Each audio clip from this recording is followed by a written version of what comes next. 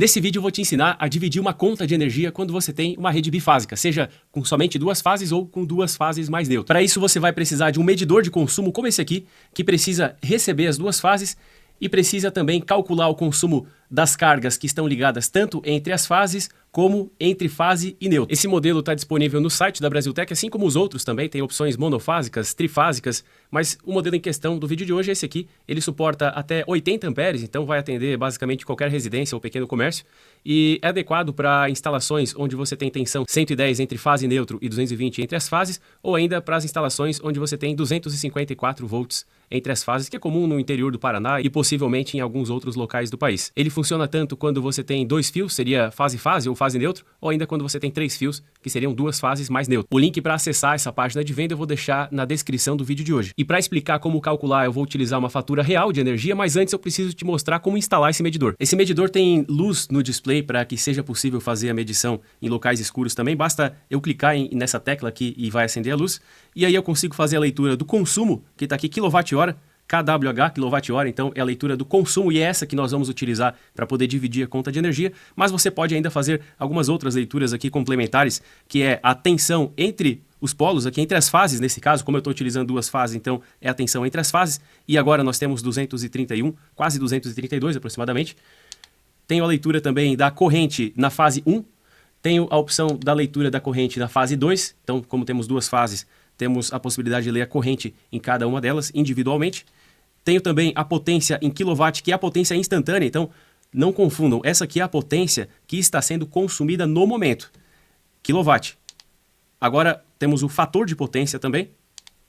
Aqui alguns parâmetros de comunicação, mas eu não vou entrar nesses parâmetros aqui nesse vídeo. Eu vou fazer um vídeo específico sobre comunicação. Dá para montar uma rede Modbus para que a leitura desse aparelho seja feita em outros aparelhos, para que essas informações possam ser coletadas aqui nesse medidor, mas não vou entrar em detalhes no vídeo de hoje. E aí eu volto para o consumo e não confundam, né? Eu falei que antes nós tínhamos quilowatt e era a potência instantânea, agora eu tenho quilowatt-hora, tem um H aqui no final, e essa é uma medida de potência consumida e não de potência instantânea. Então é essa leitura que nós vamos utilizar.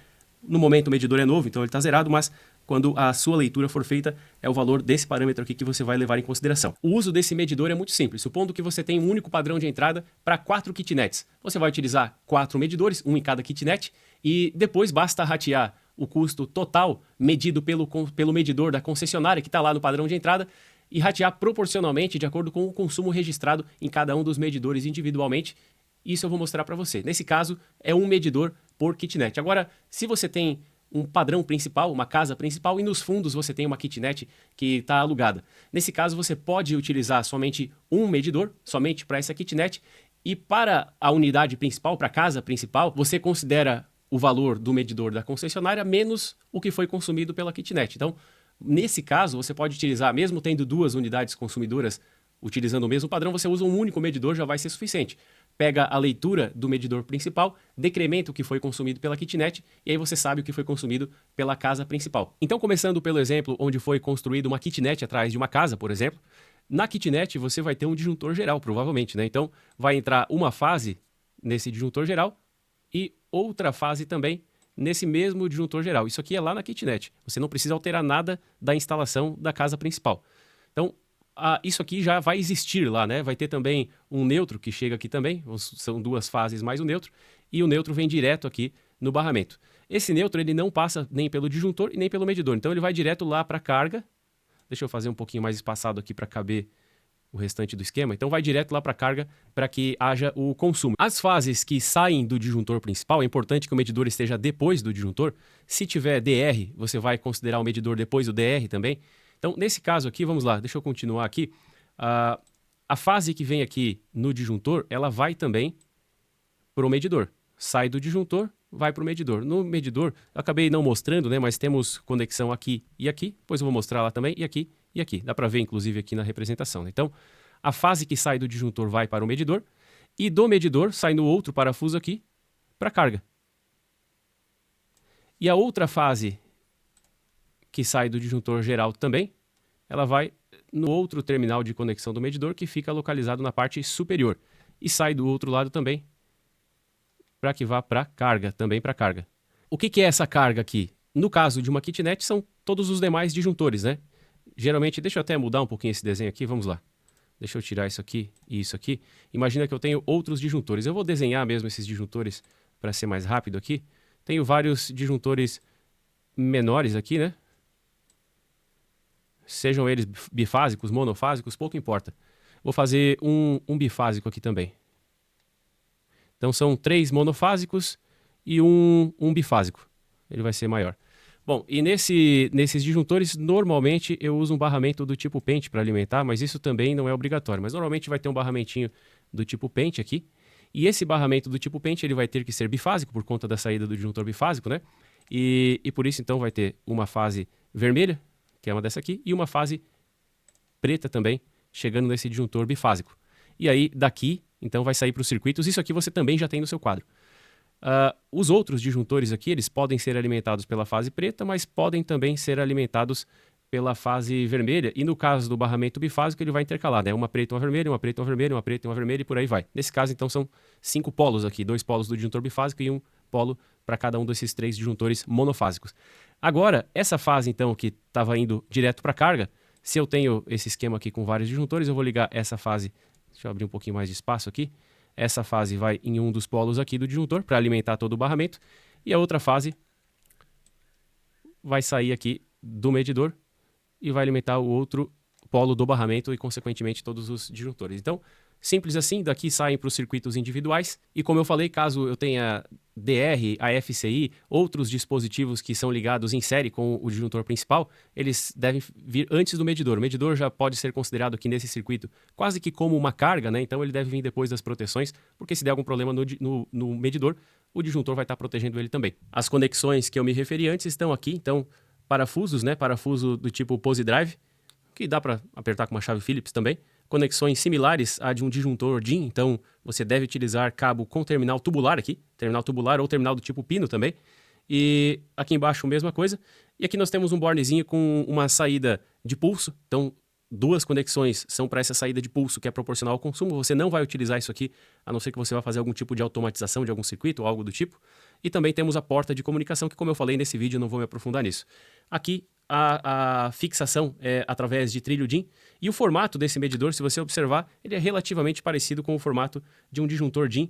E por isso ele pode ser colocado do lado do disjuntor DIN numa caixinha, qualquer tipo de caixinha aí de disjuntores, né? Agora, finalmente, analisando a conta aqui para poder fazer a divisão, a primeira coisa que eu faço é encontrar o valor total da conta. Aqui é o valor total a pagar, já inclui todas as despesas, e se eu vou dividir uma conta de energia entre vários inquilinos, é natural que eu divida todas as despesas também. Então, por isso, eu vou sempre considerar o valor total da conta e dividir o valor total pelo o valor total em reais, pelo valor total de consumo.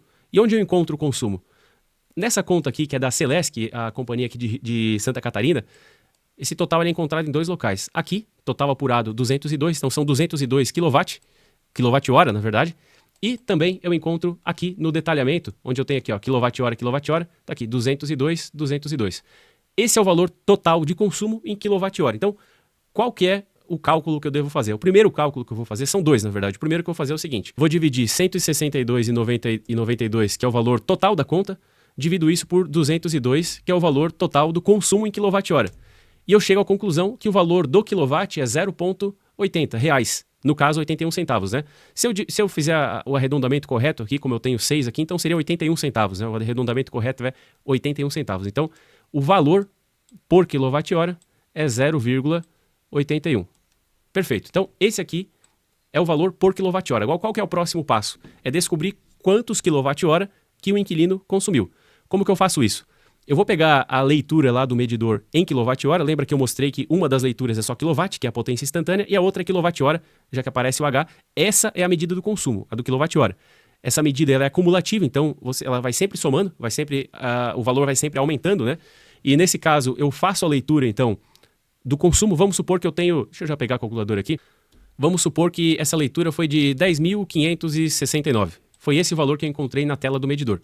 O que eu faço aqui para descobrir o consumo do mês? Eu vou pegar a leitura atual, que foi essa aqui, e vou descontar a leitura do mês anterior. Então vamos supor que no mês anterior, vou fazer menos aqui, já que eu quero decrementar, né? Menos a leitura do mês anterior. Então, no mês anterior, eu registrei um consumo de 10.501. Vamos supor que esse valor aqui foi que eu encontrei no mês anterior. Eu anotei, Eu passei para o inquilino na hora de cobrar, eu passei, ó, você consumiu, o medidor estava registrando 10.501, eu cobrei ele e registrei esse valor de consumo, então eu sei quanto que foi no mês anterior. Então eu vou pegar a leitura atual, vou descontar o mês anterior, e nesse caso eu tenho 68. O que é 68? É a diferença entre o mês anterior e esse mês, que é o consumo, é o consumo do mês em questão, 68 kW. Então eu vou pegar esse valor aqui de 68 kW e vou multiplicar pelo valor do quilowatt.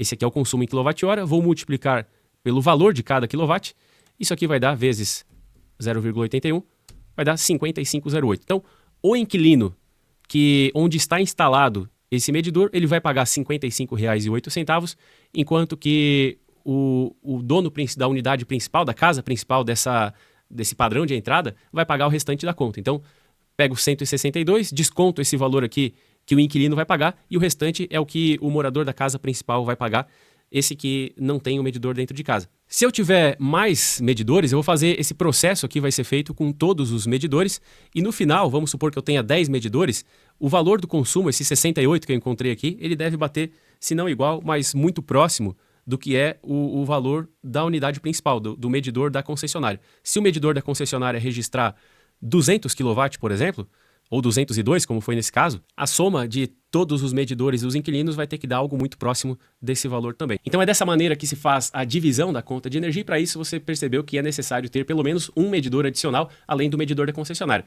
Eu vou deixar o link do site da Brasiltec na descrição do vídeo de hoje para que você possa adquirir uma ou mais unidades de acordo com a sua necessidade. Se esse vídeo foi útil para você, por favor, deixa o like, se inscreve no canal e ativa o sino de notificações também para ser avisado quando novos vídeos como esse forem publicados.